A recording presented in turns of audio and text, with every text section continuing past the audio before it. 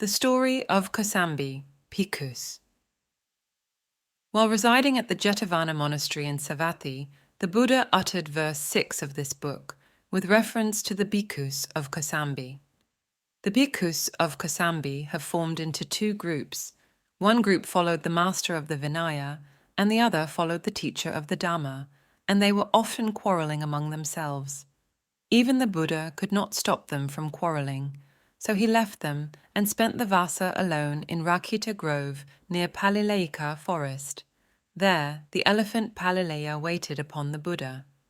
The lay disciples of KOSAMBI, on learning the reason for the departure of the Buddha, refused to make offering to the remaining bhikkhus. This made them realize their mistake, and reconciliation took place among themselves. Still, the lay disciples would not treat them as respectfully as before until they own up their fault to the Buddha. But the Buddha was away, and he was in the middle of the Vasa. So the bhikkhus of KOSAMBI spent the Vasa in misery and hardship. At the end of the Vasa, the Venerable Ananda and 500 bhikkhus approached the Buddha and gave the message from Anatha Pindika and other lay disciples imploring him to return. In due course, the Buddha returned to the Jetavana monastery in Savatthi. The bhikkhus followed him there, fell down at his feet, and owned up their fault.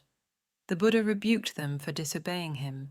He told them to remember that they must all die someday, and therefore they must stop their quarrels and must not act as if they would never die.